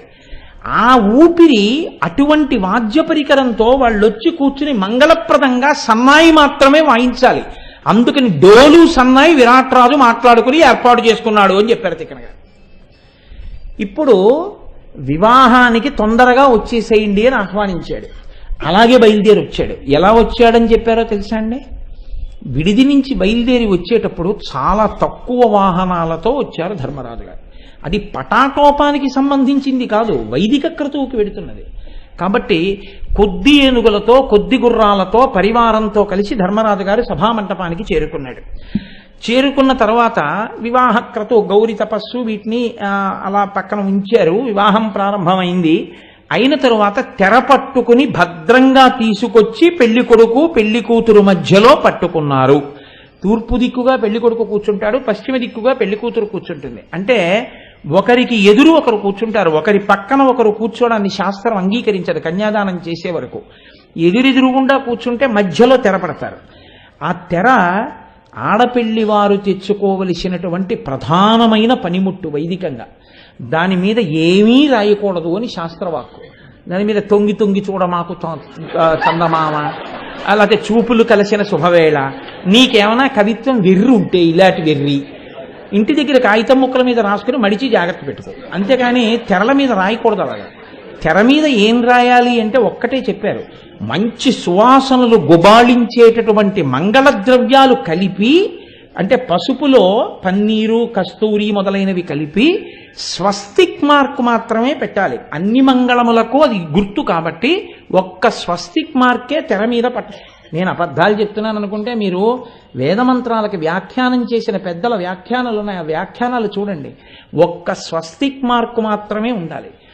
తెరని ఎవ్వరూ పట్టుకోకూడదు. ఇష్టం వచ్చినట్టు తెరని ఒకళ్ళు పట్టుకోవడం, ఇద్దరు పట్టుకోవడం, ముగ్గురు పట్టుకోవడం, నలుగురు పట్టుకోవడం, పిల్లలు పట్టుకోవడం, ఆడాళ్ళు పట్టుకోవడం అలా చేయకూడదు. పెళ్లిలో తెరని ఆడవారు పట్టుకోనరాదు. పెళ్లిలో తెరని 5గురే పట్టుకోవాలి. అందున ఆడపెళ్లి వారి తరపున 3 పట్టుకోవాలి, మగపెళ్లి వారి తరపున 2 పట్టుకోవాలి. మగపెళ్లి వారి తరపున ఏ 2 పట్టుకోవాలో వియ్యంకుడు నిర్ణయిస్తాడు. ఆయన్ని అడుగుతాడు కన్యాదాత, మీ వైపు 2 పెద్దల్ని పంపండి అని అడుగుతాడు. నిజంగా పెద్దరికం ఉన్న వాళ్ళనే పంపాలి తప్ప ఎవరిని పడితే వాళ్ళని పంపించకూడదు. తన వైపు పెద్దరికం ఉన్నటువంటి 3 ఆడపిల్ల వైపు వాళ్ళు పట్టుకుంటారు.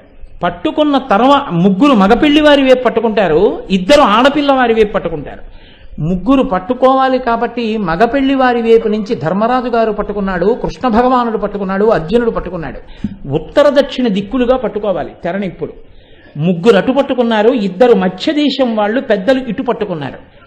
తెర పట్టుకుని ఉండగా కన్యాదానం చెయ్యడానికి ముందరే మహాసంకల్పం జరుగుతుంది.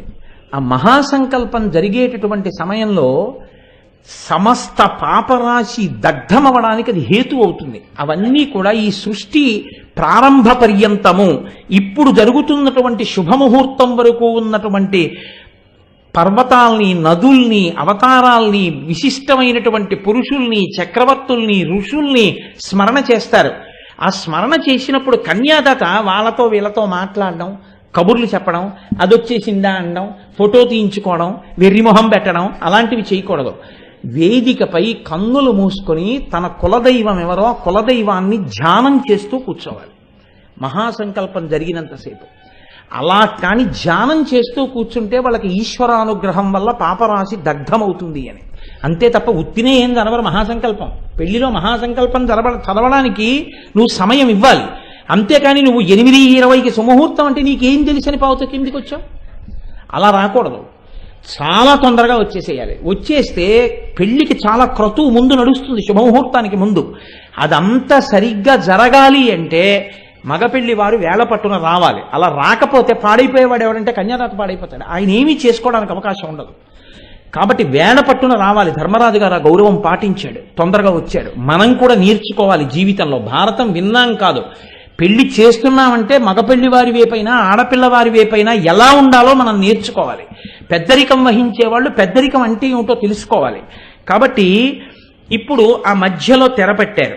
తెరపట్టిన తరువాత ఒక మాట చెప్తున్నారు తిక్కన గారు, శుభముహూర్తం ఆసన్నమైంది, సుముహూర్తం అంటారు. ఆ సుముహూర్తం గురించి 1కి 10 మార్లు జ్యోతిష్కులను అడుగుతున్నాడు. సుముహూర్తమైనా సుముహూర్తమైనా వేళైనా వేళైనా వేళైనా అని. కాలంలో ముహూర్తం అంత గొప్పది. ఇప్పుడు విహిత పరిపాటితో విప్ర వృద్ధ జనులు పుణ్యకర్మ పరంపర బూని నడుప అర్ధి కృష్ణ యుధిష్ఠర పార్థ మత్స్య వరులు తెరయొద్ద వధూవరుల నిలిపి. ఎవరు పట్టుకున్నారో చూసారా? ఇటువైపు పట్టుకున్నప్పుడు కృష్ణ, యుధిష్ఠర, పార్థ. కృష్ణుడు పట్టుకున్నాడు, ధర్మరాజు పట్టుకున్నాడు, అర్జునుడు పట్టుకున్నాడు. ముగ్గురు పట్టుకున్నారు అని తిక్కన గారు చెప్తున్నారు. ముగ్గురు ఎంతటి పెద్ద మనుషులు! అంతేగాని ఎవరిని పడితే వాళ్ళని వచ్చి తెర పట్టుకో అని చెప్పకూడదు. తెర పట్టుకుని నించున్నారంటే పెద్దరికం.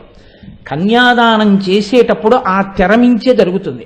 ఆ తెరమించే మొదట సుముహూర్తంలో ఆ జీలకర్ర బెల్లం పెట్టుకుని చూసుకుంటారు.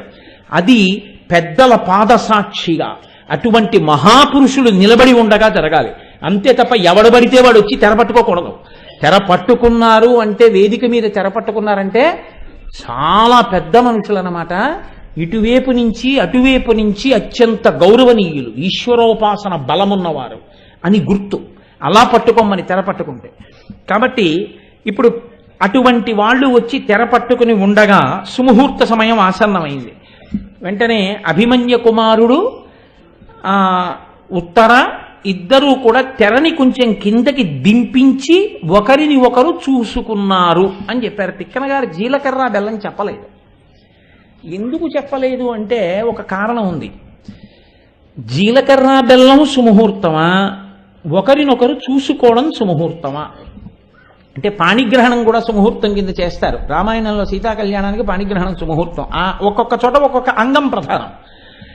మనం తెలుగునాట ప్రత్యేకించి జీలకర్ర బెల్లం పెట్టుకోవడమే సుముహూర్తం అంటారు. జీలకర్ర బెల్లం పెట్టేసుకున్నారా అంటారు. కానీ వైదికమైన ఆలోచన చేసినప్పుడు జీలకర్ర బెల్లం చూసుకోవడం కన్నా గొప్పది కాదు. ఎందుకో తెలుసా అండి? మంత్రం ఏం నడిచిందో అదే పెద్దపీట కదా. అక్కడ మంత్రం ఏమనుంది అన్నది మీరు చూడాలి. మంత్రం జీలకర్ర బెల్లం పెట్టుకోవడం అని ఉందా, లేకపోతే చూసుకోవడం అని ఉందా? అంటే మంత్రం ఏమని ఉంటుందో తెలుసా అండి? వరుడు ఆమె వంక చూస్తాడు. మొదట తెరదింపగానే ఆడపిల్ల మొహం వంక చూస్తాడు. వధువు ముఖాన్ని చూసి కన్యా నిరీక్షణ ముహూర్త సుముహూర్తోస్తు ఇది అనుగృహ్ణంతు అంటాడు. సభ వంక అంతటి వంక తిరిగి అందుకు పువ్వులు ఇచ్చి చందనం రాసి తీసుకొస్తారు సభలోకి వచ్చే వాళ్ళని. సభాయే నమః అని, సభాభ్య సభాపతిభ్యశ్చ ఓ నమో నమో. అది కూడా శివస్వరూపం సభ. కాబట్టి ఇప్పుడు సభ వాళ్ళని అంటాడు ఒక మాట. తను పెళ్లి కూతుర్ని చూడగానే ఏమంటాడంటే కన్యా నిరీక్షణ ముహూర్త సుముహూర్తోస్తు ఇది అనుగృహ్ణంతు. నేను ఈ పిల్లని చూసినటువంటి ఈ శుభ సమయం ఉందే, ఇది సుముహూర్తమే అని మీ అందరూ అనండి అంటాడు. అంటూ ఆయన ఆమెను చూస్తాడు, ఆమె ఆయన వంక చూస్తుంది. వీళ్ళిద్దరూ ఒండరులు ఒకరినొకరు చూసుకుంటున్నటువంటి సమయంలో సభలో ఉన్న వాళ్ళందరూ పైకి లేచి ఒక మాట అనాలి. ఏమనాలంటే కన్యా నిరీక్షణ ముహూర్త సుముహూర్తోస్తు అనాలి. నువ్వు ఈ పిల్లని చూసిన ముహూర్తం ఏదో అది సుముహూర్తమే అని వచ్చి అక్షతలు వేయాలి. అక్షతలు వేస్తున్నప్పుడు ఈ చేతులు జీలకర్ర బెల్లం పెట్టుకుంటూ చూసుకుంటున్నప్పుడు అమంగళకరమైనవి ఏవి వినపడకుండా ఈశ్వరుడి దగ్గర ఎప్పుడూ వాద్యం చేసేటటువంటి సన్నాయి వాద్యగాండ్రు ఉచ్చైస్వరంతో గట్టిగా మ్రోగిస్తూ నాదం చేస్తారు. అప్పుడు ఆ భేరీలు మోగుతుండగా, ఆ మంగళధ్వనులు మోగుతుండగా ఒకరినొకరు చూసుకుంటారు. జీలకర్ర బెల్లం పెట్టుకోవడం చూసుకోవడానికి అనుషంగికం. జీలకర్ర బెల్లం ఎందుకు పెట్టుకోవాలి అంటే జీలకర్ర మంగళద్రవ్యం. అది జీలకర్ర ప్రతిరోజు తినడం అలవాటు ఉంటే యవ్వనం చెడిపోదు అని. యవ్వనం చెడిపోదు అంటే నా ఉద్దేశం ఇంకోలా కాదు, శక్తి అంత తొందరగా క్షీణించిపోకుండా ఉంటుంది జీలకర్ర తింటే. కాబట్టి వీళ్ళు 10 కాలాలు శక్తితో ఉండి ఈశ్వరుణ్ణి ఆరాధించాలి. కాబట్టి జీలకర్ర బెల్లానికి చల్ది దోషం లేదు. ఈ రెండు కలిపి నూరితే అందులోంచి పాజిటివ్ కరెంట్ వస్తుంది అని.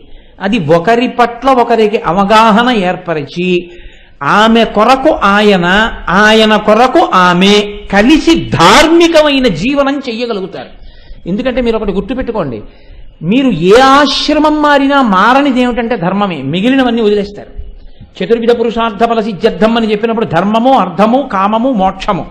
ఇందులో ఒక వయస్సులో అర్ధకామాలు కావాలి. బ్రహ్మచర్యంలోకి వెళ్ళారనుకోని, ఉపనయనం చేశాక బ్రహ్మచర్యం, పెళ్లి చేశాక గృహస్థాశ్రమం. అందుకు గుర్తుపెట్టుకోవాలి, అది ధర్మం అంటే. పెళ్లి ఎందుకు చేస్తున్నారంటే నువ్వు గృహస్థాశ్రమంలోకి వెళ్ళడానికి, ధర్మానికి దారి. అర్థం కొన్నాళ్ళు అయ్యాక వదిలేసావు, ఇంకా డబ్బు పిచ్చి లేదు. కామం వదిలేసావు, సన్యాసం తీసేసుకున్నావు, ధర్మం వదిలేయచ్చా? సన్యాసికి కూడా సన్యాసి ధర్మం ఉంటుంది తప్ప ధర్మం అన్నది వదలడం కుదరనిది. అందుకని ధార్మికమైన నడువడి కొరకు గృహస్థాశ్రమంలో నువ్వు ప్రవేశిస్తున్నావు. అటువంటి నడవడి కొరకు తప్ప అన్యమైనటువంటి విషయాల కోసం వెడుతున్నావా అంటే అది ప్రధానమని చెప్పడం కుదరదు. కాబట్టి ఇప్పుడు ఆ జీలకర్ర బెల్లం ఒకరి తల మీద ఒకరు పెట్టుకుంటారు. పెట్టుకుంటే ఒకరి పట్ల ఒకరికి అన్యోన్యత, ఒకరి మనసు ఒకరికి అర్థమై ఇద్దరి మనసులు ఏకీకృతమై ఇద్దరిగా ఉన్న ఒకరిగా బ్రతకగలిగినటువంటి స్థితి కలుగుతుంది. అందుకే ఎప్పుడూ కూడా ఒకరి మెడలో దండ వేశారనుకోండి, అది తీసుకుని వేరొకరు వేసుకోకూడదు. పురుషుడి మెడలో దండని ఇంకొకరు తీసి వేసుకోకూడదు. అలాగే స్త్రీ దండ వేసుకుందనుకోండి, ఆ దండ ఇంకొకరు వేసుకోకూడదు. ఇంకొకరు వేసుకున్న దండని రెండవ వారు వేసుకుంటే ఐశ్వర్యం పోతుంది. ఒక్క ఈశ్వర నిర్మాల్యము ఒక్క స్థాయిలో అనుగ్రహిస్తే, ఒక స్థాయిలో అన్ని వేళలా కాదు, గురువు గారి అనుగ్రహించినటువంటిది. కానీ మీరు ఒకటి గుర్తుపెట్టుకోండి, పూలదండలు మార్పిస్తారు పెళ్లి కొడుకు పెళ్లి కూతురుతో. మార్పించేటప్పుడు బోలెడన్ని దండలు తీసుకొచ్చి అదే పనిగా ఈ పిల్లవాడు ఆమెకి, ఆమె ఈయనకి వేసి దండలు తీసి పక్కన పెట్టేశారనుకోండి, అది వివాహమునందు అపచారం జరిగిందని గుర్తు. ఈ పిల్లవాడు పిల్లాడి మెళ్ళో వేస్తుంది, ఈ దండనే తీసి పిల్ల మెళ్ళో వేయాలి. పిల్ల తన మెడలోంచి తీసి పిల్లాడికి వేస్తుంది. దండ మారుతుంది. ఇలా ఎందుకు మారుతుందో తెలుసా అండి? సభాముఖంగా ఎందుకు మార్చుకుంటారో తెలుసా? మిగిలిన వాళ్ళందరినీ గుర్తుపట్టమని. ఇక నుంచి మేము రెండు కాదు, రెండైతే నాకు వేసిన దండ ఇంకోళ్ళు వేసుకోకూడదు. నాకు వేసిన దండనే నేను నా భార్యకి వెయ్యాలి, నా భార్య తన మెడలోని దండనే నాకు వెయ్యాలి. అందుకు కదా శ్రీవిల్లిపుత్తూరు నుంచి దండ వెంకటేశ్వర స్వామి వారికి వస్తుంది. భార్యాభర్తలంటే ఇద్దరు కాదు, ఒక్కరే. అందుకని ఆ దండే ఈయనకి, ఈ దండే ఆయనకి. దండలు మార్పించడం అంటారు కానీ దండలు వేయించడం అంటారు. పెళ్లిలో దండలు మార్పించడం అంటే వాళ్ళు ఒకటిగా బతుకుతారని. అసలు నీకు తెలిస్తే కదా నువ్వు పెళ్లి పనులు చేయడం. నువ్వు పూలదండలు కొనుక్కు రావడం పెళ్లి పనులు చేయడమా? పెళ్లి ఇలా చెయ్యడానికి దండలు తెస్తున్నానని తీసుకురావడం పెళ్లి పని చేయడమా? ఏది పెళ్లి పని నాకు చెప్పండి. 130 దండలు తీసుకొచ్చేసి ఈవిడ ఆవిడికి వేసేసి, ఆవిడ ఈయనకి వేసేసి, ఎవరి దండలు వాళ్ళు తీసి పక్కన పారేస్తే ఇంకోటి వచ్చి వాడు మెడలో వేసి తిరుగుతుంటే, లేకపోతే వీడు పట్టుకుపోయి ఆ చాటి నుంచి అటుకొచ్చి మళ్ళీ ఇచ్చేస్తుంటే మళ్ళీ వేసేసుకో. ఎందుకది? అదే ఆ వివాహం అంటే. ఎలా జరగాలో అలా జరగాలి. చక్కగా ఈ దండ తీసి అటు వేసి, అటు దండ తీసి ఇటు వేస్తుంటే సభంత షహబాష్, వాళ్ళు ఒకటిగా బతుకుతారంటుంది. అది దండలు మార్పించడం అంటే. కాబట్టి ఇప్పుడు జీలకర్ర బెల్లం పెట్టుకోవడం అనే సందర్భాన్ని తిక్కన గారు ఉటంకించకపోవడానికి కారణం మంత్రం సుముహూర్తాన్ని ఒకరినొకరు చూసుకోవడం ఉంది కాబట్టి. అందుకని ఒకరినొకరు చూసుకున్నారో తర్వాత తెర పైకి తీసేస్తారు. ఇప్పుడు కన్యాదానం చేశాడు విరాట్ రాజు గారు, చాలా సంతోషంగా జరిగిపోయింది. ఇక్కడ తిక్కన గారు ఒక గమ్మత్తు తీసుకొచ్చాడు. వివాహంలో ఉండే గమ్మత్తు ఏమిటో తెలుసా అండి? వేడుక ఉంటుంది, ఉండకుండా ఉండదు. వేడుక లేకుండా ఉండదు. నేను ఒక్క మాట చెప్తాను, కొంచెం విశాల హృదయంలో మీరు నన్ను గమనించాలి. నన్ను తక్కువగా మాత్రం గబుక్కుని మీరు లెక్క కట్టేయద్దు. నేను ఈ మాట చెప్పాను మిమ్మల్ని అని. ఎంత వైదికమైన వివాహమైనా ఒక్కటి మాత్రం సత్యం, తెర దింపి పెళ్లి కూతుర్ని చూడమన్నప్పుడు అత్యంత సంతోషంగా పెళ్లి కూతుర్ని చూసినప్పుడు ఆమె ముఖములో ఉన్న కాంతిని పురుషుడు తాగేస్తున్నట్టు చూసి, అందరూ చూస్తారు బాగుండని ఇలా కళ్ళు దింపుతాడు, కానీ పూల తీగని చూసినట్టు చూసేస్తుంటాడు. ఆమె కూడా ఎలా చూద్దామా అని అవకాశం కోసం చూస్తుంది. దండలు మార్చుకునేటప్పుడు అవకాశం బాగా దొరుకుతుంది, తలంబ్రాలు పోసుకునేటప్పుడు. మీ అందరు అనుభవజ్ఞులు చెప్పరు, నేను చెప్తాను అంతే తేడా. కాబట్టి దీన్ని తిక్కన గారు ఇది వేడుక వెళ్ళడం అంటే ఇది. పెళ్లిలో వేడుక వెళ్ళడం అంటే ఏమిటో తెలుసా అండి? వెర్రెక్కిపోయి చిందులేయడం, పిచ్చి పిచ్చి పాటలు పాడడం, వీరభద్రపళ్ళెం ఆడినట్టు ఆడుతూ ఉండడం, అర్థం బద్దం లేకుండా ఏమిటో ఇటు కొంతమంది కొంతమంది కూర్చుని ఖోఖో ఆట ఆడుకుంటున్నట్టు ఆడుకుంటూ ఉండడం. ఈ వెర్రిలన్నీ పెళ్ళని చెప్పలేదు. ఏకీకృతమవుతున్నటువంటి మనసుల వలన కలిగినటువంటి స్పందనలు దాచడానికి వీలు లేని రీతిలో శృంగారపు హావభావములుగా వాళ్ళ ముఖముల యందు నర్తిస్తున్నటువంటి ఆ భావనల వెనక ఉన్న పవిత్రతతో కూడినటువంటి ఆనంద హేళ, దానికి వేడుక అని పేరు. ఆ వేడుకని వేడుక స్థాయిలో అనుభవించాలి, వైదిక స్థాయిలో ధార్మికంగా వివాహాన్ని చెయ్యాలి. తప్ప అస్సలు చూసేటప్పుడు మాత్రం ఎక్కడ మనసులో సంతోషం ఉండకూడదు కదా అని చెప్పకూడదు. వాడికి ఉంటుంది సంతోషం, ఆ సంతోషాన్ని చూసి నువ్వు సంతోషించాలంతే, అది వేడుక అక్కడ వరకే. అంతేకాని నువ్వు లేచి వెర్రాట ఒకటి మొదలుపెట్టడం ఇలాంటి పిచ్చి పనులన్నీ పెళ్లిళ్లలో చేయకూడదు. కాబట్టి ఇవాళ ఏమైపోయిందంటే ఇవన్నీ పోయాయి. ఉన్న వీడియోకి చాలదన్నట్టు, కెమెరాలు చాలవన్నట్టు సెల్లులు. అసలు అక్కడ వైదిక క్రతువన్న మాటకి అర్థమే లేదు. ఎంత ఆవిడిలా మెళ్ళలో దండేస్తే అలాగే ఉండండి, ఇక వీడి ముందు ఇలా టిక్కు టిక్కు అటు తిరిగి ఇటు తిరిగి ఇలా పట్టుకో, ఇంకేం దండలు మార్చుకోవడం, ఇలా పట్టుకో, ఇలా చూస్తూ మెడతగిపోయిన కోళ్ళ. ఇంకా వైదికం ఏమిటండి? పెళ్ళంతటినీ శాసించేవాడు ఎవరంటే ఇద్దరే, ఒకడు ఫోటోగ్రాఫర్, రెండోవాడు వీడియోగ్రాఫర్. తప్ప పెళ్లి కూతురు కూడా కూర్చోమంటే కూర్చోవాలి, నవ్వమంటే నవ్వాలి, ఏడవమంటే ఏడవాలి, జడెత్తమంటే జడెత్తాలి, ఎలా చేయమంటే అలా చేయాలి. వాడు దర్శకుడు, వీళ్ళు నటులు. ఆ స్థాయికి మనం దించేశాం వివాహం. అది కాదు వివాహం అంటే. నీకు అందితే పట్టుకో, అక్కడ ఉండు, చక్కగా అదిగో వాళ్ళు ఉన్నట్టుండు. నీ కెమెరాకి అందితే అందుకో, అందలేదనుకో నిన్ను నేనేమన్నా బిల్లు పే చేయడం విషయంలో శబాష్ అందింది తీసావా అని బిల్లు ఇచ్చి. అంతేకాని నువ్వు ఇలా తీసేయలేదు అలా తీసే, పెళ్ళంతా మానేసి ఇంకా వీటికే ప్రాధాన్యత అంతా. ఇంతంత ఆల్బమ్లు ఏం చేస్తావు నెత్తి మీద ఎట్టుకుని? 6 CDలు ఎవడు చూస్తాడు వాటిని? అంత ఓపిక ఎవరికి ఉంది? మీరు చూడండి అంటే ఎవడో చూడలేదు, ఫాస్ట్ ఫార్వర్డ్ పెట్టేదో 2-3 చూసి అది చూశానంటే చాలా బాగుందని చెప్తారు. ఎందుకు వచ్చింది అసలు వివాహం పోయి? ఇవన్నీ జరిగేవి కాదండి, నేను అంటాను, మీరు అనరు అంతేకాదు. కాబట్టి తిక్కన గారు ఈ వేడుకని అందించారు మనకి. ఎంత గొప్పగా అందించారంటే ఆయన అన్నారు, వరుచూట్కి ముద్దియ వదనంబుపై బారి తివుటమైనను గాంతి తీపుగ్రోలు సుందరీరత్నంబు చూపు మనోహరు నడుగుల యొప్పుపై అల్లనడరు అతి విలోకనములు పడతొకమై దీవ గలయంగా పలుమరు మెలగుచుండు వెలది కటాక్షముల్ విభునిపై క్రమమున నెగసి మోమున సోకి మొగుడవచ్చు ఒండొరులు లేచమటల నూని వ్రేగుపడిన చాట్పున నవయవ భంగులందు తగిలి మరుపున దడయు ఇద్దర విశాలనయన దీప్తులు నిరుకువ బయలుపడగా. ఎంత అందంగా తీసుకొచ్చారో చూడండి ఆ వేడుకనైనా.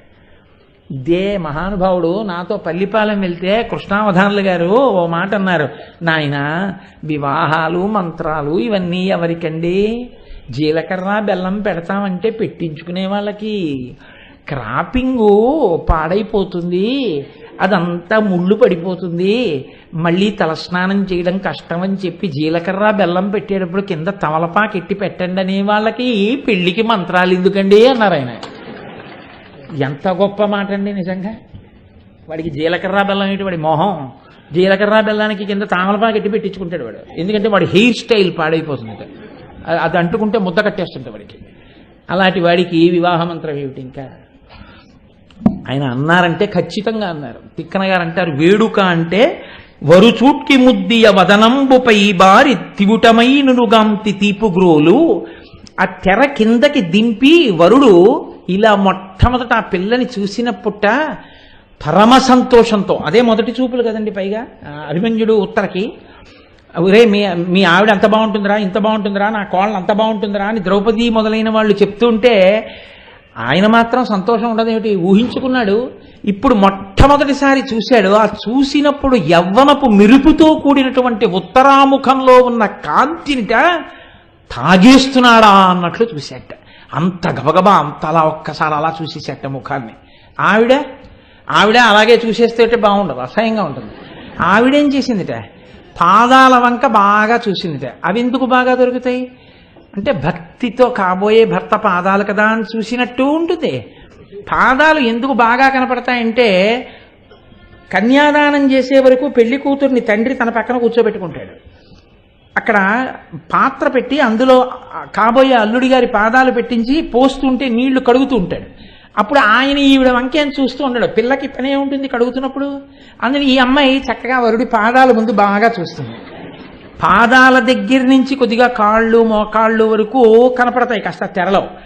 ఆ తర్వాతట పైన ఉన్నటువంటి శరీరావయవములను సంతోషంగా అవకాశం వచ్చినప్పుడు ఓరకంట చూస్తోందిట, కానీ ఇలా మాత్రం ఆయనలా చూడలేదు. అలా చూస్తే బాగుండదు, అప్పుడప్పుడు పర్వాలేదు అనుకుంటే ఇలా ఓ ఓరకంట చూస్తోందిట ఆవిడ. కాబట్టి అతి విలోకనములు పడతుకమైతీ ఒకలయంగ పలుమరు మెలుగుచుండు. ఎంత సంతోషంగా ఇది, దీన్ని అనురాగము అన్యోన్యత అంటారు. అపార్థం చేసుకోకూడదు, ఇది వేడుక. ఒక పూల తీగని చూసేటప్పుడు ఒక్క పువ్వులే చూడకుండా ఎంత సోయగంగా ఉందో అని చక్కగా ఆ తీగనంతటినీ ఇలా చూసినట్టు అవకాశం వచ్చినప్పుడల్లా అలా చూస్తున్నట్టు, ఇంకంతకన్నా నీ చెప్పక్కర్లేదు. వెలది కటాక్షముల్ విభునిపై క్రమమున నెగసి మోమున సోకి మగుడవచ్చు. ఆమె తన వంక చూస్తుంటే ఆయన అంత ఆనందాన్ని పొంది ఒండురులు ఉద్వేగం పొందినప్పుడు ఒంటికి లేత చెమటలు పట్టి ఒళ్ళు బరువెక్కినట్టుండి కనురెప్పలు సిగ్గుతో మూతలు పడగా కదలలేక కదులుతున్న వాళ్ళలా ఉన్నారు తా నూతన వధూవరులు ఇద్దరు. అంత అందమైనటువంటి జంట పీటల మీద కూర్చునుంది. తర్వాత తలంబ్రాలు పోసుకుంటున్నారు ఇద్దరు. తలంబ్రాలు పోసుకునే సందర్భంలో కూడా ఎదురుకుండా కూర్చుని పోయిస్తారు. ఆ తలంబ్రాల ఘట్టం ఏ సామాన్యమైనటువంటి ఘట్టం కాదది. అందులో ఆడపిల్ల చేతిలో ఆ కురిడి పెట్టి అందులో బియ్యం పోసి ఆర్ద్రాక్షతలు అంటారు వాటిని చక్కగా తయారు చేసుకోవాలి. ఆ అక్షతల్ని అవి చేతిలో కురిడిలో పోసి దాని మీద నీటి కలశ పెడతారు. పెట్టి దాని మీద వరుడు యొక్క చెయ్యి పెట్టమంటారు. ఆయన చేతిలో పోస్తారు. పోసిన తరువాత ఇద్దరు కోరుకుంటారు, పుణ్యం, మంచి పనులు, శాంతి కలిగేటట్టుగా మనని గ్రహములన్నీ అనుకూలించుగాక. జీలకర్ర బెల్లం పెట్టేటప్పుడు సుముహూర్తంలో ఆమె వంక చూసినప్పుడు కూడా అనుకుంటాడు మనసులో, ఆ మంత్రం చెప్పించాలి వరుడి చేత. ఈమె ప్రసన్నమైన చూపులు కలిరై ఎప్పుడూ నవ్వుతూ నా ఇంట్లో సంతోషంగా నా ఐశ్వర్యము పెరగడానికి కారణమై ఈమె నాకు ధర్మమునందు అనువర్తిస్తూ ఈమె బావలు ఈమె మరుదులు సంతోషపడేటట్టుగా ప్రవర్తిస్తూ నా యందు సంతానమును కని ఈమె ఉన్నతిని పొందుగాక, ఈమె ఎన్నడూ క్రూరమైన చూపులు చూడకుండుగాక అని కోరుతూ చూస్తాడు వరుడు. అలాగే తలంబ్రాలు పోసేటప్పుడు కూడా మొట్టమొదటిసారి పోయించేటప్పుడు ప్రజామేకామస్యమృద్ధతాం అంటూ పోస్తారు. అంటే మొట్టమొదట అడిగేటప్పుడు వరుడు ఆ పెళ్లి కుమార్తె మీద పోసేటప్పుడు ఒకటి అడుగుతాడు, నేను ఎందుకు పోస్తున్నానో తెలుసా. అందుకే తలంబ్రాలు పోసేటటువంటి ఘట్టం దగ్గర ఆ బొడ్డూడని వాళ్ళని వస్తారు కొంతమంది. బొడ్డూడని వాళ్ళన్న మాట నేను ఎందుకు వాడానో తెలుసా అండి. అంటే అంత పసితనం ఉన్న వాళ్ళు, వాళ్ళకేం తెలియదు. ఇంకా ప్రధానంగా వాళ్ళు ఎవరంటే పెండ్లి కుమారుని స్నేహితులు, పెండ్లి కుమార్తె స్నేహితులు. వీళ్ళకి అలివి ఏమీ ఉండదు, చెప్పుకోవాలి పెద్దలు. చెప్పుకోకపోతే ఏమవుతుందో తెలుసా అండి, వాళ్ళు స్టేజ్లు ఎక్కేస్తారు. ఎక్కేసి ఇంకా తలంబ్రాలు తీసుకొస్తుంటేనే ఏదో ఆ మేకని చూస్తే పెద్ద పులి హడావుడు ఉంటుంది, అలా ఉంటుంది వాళ్ళది. పోసై అని అరుపులు, బేసిన్లు ఎత్తేయడం, పళ్ళాలు కుమ్మరించేసుకోవడం, తోసేసుకోవడం. అందులో ఎన్ని కోరికలు కోరుతారో తెలుసా అండి. దేవతలందరూ వచ్చి నిలబడి అనుగ్రహిస్తారు ఆ సమయంలో. వేళాకోళం కాదు పెళ్ళంటే. వివాహం అంటే అంత పవిత్ర క్రతువు, వాళ్ళ జీవితం పండడం దాంట్లో ఉంది. ఆ అమ్మాయి ఆయన అడుగుతాడు తలంబ్రాలు పోసే ముందు, సమృద్ధతాం నీ వలన నాకు సంతానము కలుగుగాక అని పోస్తాడు. ఆమె అలాగే అని మంత్రరహితంగా పోస్తుంది. ఇప్పుడు ఆమె ఒక కోరిక కోరుతుంది. ఆమె అంటుంది, పశవో మే కామ సమృద్ధ్యతాం. నీవు బిడ్డలు కలగాలని కోరావు, నేనంటున్నాను మనకి పశు సమృద్ధి ఉండాలి, బాగా ఆవులు దూడలు అన్నీ ఉండాలి. అవన్నీ ఉంటే కదా పిల్లలు వృద్ధిలోకి రావడం, వాళ్ళు అన్నం తినడం. కాబట్టి ఇప్పుడే తల్లి మనసు ఆమె అంటుంది మనకి పశు సమృద్ధి కలుగుగాక. ఇప్పుడు ఆయన ఏమండవు అలాగే అంటాడు. ఆమె ఆయన మీద పోస్తుంది, ఆయన ఆవిడ మీద పోస్తాడు. ఇప్పుడు 3 ఆయన అడుగుతాడు మళ్ళీ. ఆయన అంటాడు, యజ్ఞో మే కామ సమృద్ధ్యతాం. యజ్ఞములు మనం చాలా చెయ్యాలి. చేసేటప్పుడు నువ్వు నా పక్కన ధర్మపత్నిగా కూర్చోవాలి. ఆ యజ్ఞం చెయ్యడానికి కదా గృహస్థాశ్రమంలోకి వచ్చాం, అప్పుడు కదా దేవరుణం తీరుతుంది. కాబట్టి నువ్వు నాతో కలిసి యజ్ఞం చెయ్యాలి. ఆమె అంటుంది, ఏమి మంత్రం ఉండదు. మంత్రం ఇప్పుడు ఆయన ఈ మంత్రం చెప్పి పోస్తాడు. ఆమె మంత్రరహితంగా పోస్తూ అంగీకరిస్తుంది. ఆమె అంటుంది, తప్పకుండా నేను ఎప్పుడూ మీ పక్కన కూర్చుని మనం 10 కాలాల పాటు ఎన్నో యజ్ఞాలు చేద్దాం. ఇప్పుడు ఆమె మళ్ళీ ఒక కోరిక కోరుతూ పోస్తుంది. ఆమె అంటుంది, శ్రియో మేకామ సమృద్ధ్యతాం, మనకి బాగా లక్ష్మీ కటాక్షం ఉండాలి, ఐశ్వర్యం ఉండాలని నేను కోరుకుంటున్నాను అని ఆమె పోస్తుంది. ఆయన అంటాడు, అలాగే తప్పకుండా మనకి లక్ష్మీ కటాక్షం కలగాలి. ఇప్పుడైనా అమంత్రకంగా అంటే మంత్రం లేకుండా ఆయన పోస్తాడు మళ్ళీ. ఇప్పుడు ఇలా 3 మాటలు కోరికతో అంగీకరిస్తూ కోరికతో అంగీకరిస్తూ పోసుకుంటారు. తర్వాత వేడుకకు విడిచిపెడతారు. ఆ తర్వాత ఏదో కాసేపు అక్షతలన్నీ కూడా తీసి ఒకరి మీద ఒకరు పోసుకుంటారు. అసలు ఈ మంత్రాలు జరగకుండా అక్షతల్ని కానీ పోసేస్తుంటే పక్కకి వెళ్ళి మంత్రం చెప్పారనుకోండి, ఏది క్రతువుకు అర్థం? ఎవరు అనుగ్రహించాలి మిమ్మల్ని? ఇవి ఎంతంత దూరం వెళ్ళిపోతాయో తెలుసండి ఒక్కొక్కసారి. ఆ తర్వాత ఐశ్వర్య భ్రష్టమైందని ఏడవడం, ఆ తర్వాత పెళ్ళే 8 ఏళ్ళు అయిందండి మాకు పిల్లలు పుట్టలేదు అని సిగ్గుపడుతూ చెప్పి ఏడవడం, ఆ తర్వాత ఏమిటోనండి మేమేమో మా ఇంట్లోనేమో సదాచార సంపన్నత ఎక్కువ, పెళ్లి నాటికి బాగానే ఉండేవారు, ఆయన ఏమిటో తెలీదు మారిపోయారు, ఆయనేమో ఒక్క పూజ లేదు, ఇది కావాలంటే నువ్వు చేసుకో అంటారు, గుళ్ళోకి కూడా తీసుకెళ్ళరండి అన్నాం. ఎందుకు జరగవు? ఏది దేవతానుగ్రహాన్ని ఇద్దరు ఎక్కడ కోరుకున్నారు? ఇద్దరి జీవితాలు పండాలని అవకాశం ఇస్తే పోన్లే అప్పుడైతే అయిపోయిందమ్మా మళ్ళీ ఒకసారి తలంబరాలు పోసుకోండి అంటాం, కుదరదుగా. ఆ అవకాశం వచ్చినప్పుడు ఆ మంటపంలో ఆ మంత్రంతో శ్రద్ధగా నడిచేటట్టు చూడవలసిన బాధ్యత పెద్దలది. వాళ్ళ జీవితాలండి అవి. ఎందుకు చేస్తున్నావు వివాహం? ఇది వదిలిపెట్టి మిగిలినవన్నీ చేస్తే కాల్సనా నీ పెద్దరికం దేనికి? నువ్వు ఉన్నదెందుకు? నువ్వు ఇవి నడిపించడానికే ఉన్నావు నీ పెద్దరికం. వేడుకని తర్వాత శాస్త్రం అంగీకరించింది. వాళ్ళు సమంత్రకంగా పోసేసుకున్నాక ఇప్పుడు మిగిలినటువంటి అందుకే ఎక్కువ తయారు చేస్తారు. అందులో మళ్ళీ దూది గింజలు, రంగుబంతులు ఇలాంటివన్నీ పిచ్చి పిచ్చి ఇవన్నీ కనపకూడదు. దాని పేరు అక్షతారోపణము అంతే. కాబట్టి కేవలం అక్షతలే పోయించాలి, అంతేకాని అర్థం పర్థం లేకుండా అందులో అక్కర్లేనివన్నీ తీసుకొచ్చి కలిపేయడం, నురగలు కొట్టుకోవడం ఏంటి? ఇప్పుడు గబుక్కుని పడరాని చోట పడింది అనుకోండి, నురగలు కక్కుకుంటున్నవాడు ఎలా ఉంటాడో అలా వాడు అమంగళకరమైనటువంటి రూపాలు కదండి అవన్నీ. అసలు అవెవరు కనిపెట్టాడు? అవెవరు చేయమన్నాడు నిన్ను? అంటే ఇవి పెళ్లి పనులు అంటే నురగల సీసా కొనుక్కు రావడం, అది పెళ్లి పని. అది పెళ్లి పని ఏంటది? అది పెళ్లి పని ఎలా అయింది? నీ కూతురికి తెలియదు, నీ కొడుక్కి తెలియదు, నువ్వేం చేస్తున్నావు? నీకు తెలియక్కర్లా? ఇది పెళ్లి పనులు మొదలెట్టడం అంటే. అక్కర్లేనివి కొనకుండా ఉండడం, కావలసినవి కొనుక్కుని జాగ్రత్తగా ఉండడం. అందుకే తిక్కన గారు ఏమన్నారో తెలుసా అండి? వైదికమైన భాగాన్ని పెద్దలకు అప్పచెప్పాడు విరాట్ రాజు, కొన్ని సువాసినులకు అప్పచెప్పాడు, కొన్ని తనంత తానే జాగ్రత్త పడ్డాడు. తాంబూలం మర్చిపోకుండా పెట్టి ఫలసహిత వస్త్రసహితంగా పెద్దలైన వారికి వేదిక మీద తానిచ్చుకున్నాడు. పెళ్లి ఎలా చెయ్యాలో తిక్కన గారు ఉత్తరా వివాహాన్ని అడ్డుపెట్టి మనకి ఎంత అందంగా వివరణ చేశాడో మహానుభావుడు. దీని తర్వాత పాణిగ్రహం ఆ ఒండురులు పోసుకుంటున్నప్పుడు ఒండురుల దోయిళులా ఇనుపొందజేయు అక్షత ప్రకరంబులు అన్యోన్య మస్తకముల పోషిరి మందార కల్పలతలు విరుల గములు ఒండొంటిపై కురియునట్లు. మందార వృక్షము అనబడేటట్టు వృక్షం పురుషుడికి సంకేతం. మందార వృక్షము కల్పలత ఈ రెండు ఒకదాని మీద ఒకటి అక్షతలు పోసుకుంటే ఎలా ఉంటుందో అభిమన్యుడు ఉత్తర అక్షతారోపణం అంటే ఆ తలంబ్రాలు పోసుకుంటుంటే అంత అందంగా ఉంది. చిట్ట చివర పాణిగ్రహణం చేస్తూ అన్నారు, చిత్తమున గాఢరాగంబు చేత చూపు తెరగు దోప కెంపారుడు తీగబోడి మృదుల పాణి కుమారుండు మెలపుమై గ్రహించే బల్లవాలంబి మత్తేభలీల.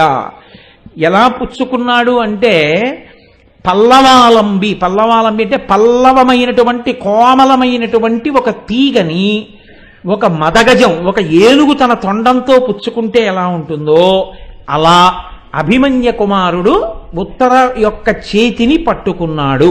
చేతిని పట్టుకోవడము అంటే మీరు ఒకటి బాగా గుర్తుపెట్టుకోవాలి, పాణిగ్రహణము అంటే కరచాలనము కాదు. నేను మీతో మాట అన్నా, అన్ని వేళలా నమస్కారం అంటే గౌరవమే కాదు, ఈ రెండూ కలిసినట్టు మనం మీరు నేను ఒక్కటవుదాం భావాల్లో అని అడగడం, అందుకే ఎక్కడికన్నా వెడితే ఇద్దరు కలిసి ఏదైనా చేయాలంటే నమస్కారం పెట్టుకుంటారంటే మన ఇద్దరం ఇంత స్వచ్ఛంగా కలుద్దాం, భావాలు ఒకటి చేసుకుందాం. 2, ఇలా ఎందుకు కలుపుతారో తెలుసా అండి? నేను ఏదైనా దాచాలంటే చేతుల్లోనే దాచాలి, నేనేమి దాచకుండా మాట్లాడాలనుకుంటున్నాను. అందుకే ఇదిగో ఈ 2 చేతులు ఇలా కలుపుతున్నాను, ఏమి దాపరికం లేకుండా మీ దగ్గరికి వచ్చాను. మీరు కూడా ఇలా అన్నారు, మీరు కూడా దాపరికం లేకుండా మాట్లాడుకుందాం, అరమరికలు లేకుండా కలిసి ప్రయాణిద్దాం. ఇన్ని అర్థాలకి ఇది గుర్తు. దీన్నే పశ్చిమ దేశాలు ఈ స్థాయికి ఎదగలేక వైదిక సంస్కృతిలో వాళ్ళు కరచాలనం, షేక్ హ్యాండ్ ఇచ్చుకుంటారు. మనకింత పెన్నిది ఉంటే మనం వదిలేసి అది నేర్చుకున్నాం, మనం ఇది మానేసి మనం అది నేర్చుకున్నాం. కరచాలనము నమస్కారములో ఉన్నటువంటి సంస్కారములో కొంత పుచ్చుకుంటుంది. కాబట్టి పాణిగ్రహణమునందు కరచాలనంలో ఇలా ఇలా అనకూడదు.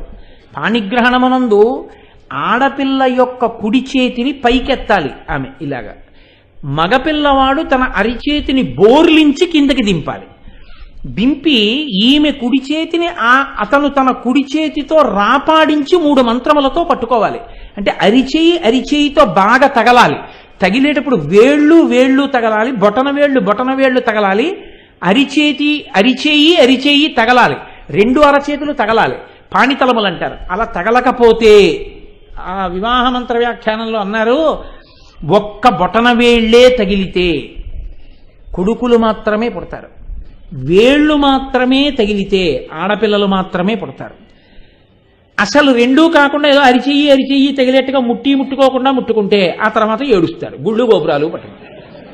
కాబట్టి అరచేయి బొటన వేళ్ళు వేళ్లకి వేళ్ళు తగిలేటట్టుగా పట్టుకుంటే, అల్లుడు గారు కాశీయాత్రకు వెళ్ళేటప్పుడు బెల్లముక్క కొట్టడానికి ఓ కొడుకుంటాడు, కన్యాదానం చేయడానికి ఓ కూతురు ఉంటుంది, తన జన్మకో సార్థకత ఉంటుంది.